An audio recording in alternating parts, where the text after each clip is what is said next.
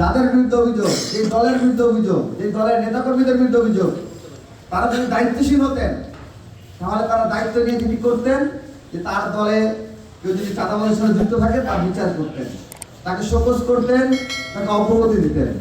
কিন্তু আমরা দেখতে পাচ্ছি সেটি না করে ছাত্রদল এবং তাদের নেতাকর্মীরা তাদের এই চাঁদাবাজিকে ডিফেন্ড করতে ব্যস্ত হয়ে পড়েছে। একই সাথে আমরা আজকে দেখলাম সকালবেলা তারা বিশ্ববিদ্যালয় প্রশাসনকে ঘাও করে তারা সেখানে একটি দাবি দাওয়া উত্থাপন করেছে।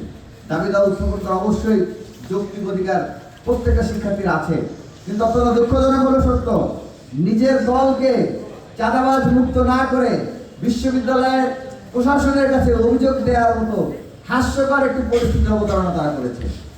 প্রিয় সাংবাদিক বন্ধুগণ, আমরা দেখতে পাচ্ছি গতকালকে থেকে যখন থেকে এই অভিযোগটি উত্থাপিত হয়েছে তারপর থেকেই বেশ কিছু গুটি কয়েক এই চাঁদাবাজদের যারা সুবিধা পেয়েছে এই সুবিধাভোগীরা বিভিন্নভাবে এই চাঁদাবাজের বয়ানকে এস্টাবলিশ করার চেষ্টা করছে এবং আমরা দেখতে পাচ্ছি তাদেরকে সহযোগিতা করেছে বেশ কিছু মিডিয়া।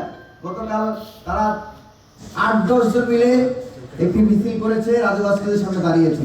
আমরা দেখতে পেলাম কোন মিডিয়া পোর্টাল, মিডিয়া হাউস থেকে শিরোনাম করা হয়েছে যে ঢাকা বিশ্ববিদ্যালয় উত্তাল, ডাকসুর বিরুদ্ধে শিক্ষার্থীদের ক্ষোভ, ঢাকা বিশ্ববিদ্যালয় উত্তাল। 7-8 জন শিক্ষার্থীদের, 7-8 জন চাঁদাবাজের সহযোগীদের বা সুবিধাভোগীদের বা 7-8 জন যে কোনো ব্যক্তিদের উপস্থিতিতে যদি বিশ্ববিদ্যালয় উত্তাল হয়, এই যদি সাংবাদিক ভাইদের সেন্স, তাহলে তো সাংবাদিকতার কোনো প্রয়োজনীয়তা নাই। আপনারা দলীয় আউটলেট খুলে বসুন এবং দলীয় বিভিন্ন দলের মিডিয়া পার্সন হিসেবে, মুখপাত্র হিসেবে ব্যবহৃত হন, সাংবাদিক হিসেবে আমাদের কাজ করার প্রয়োজনীয়তা নেই।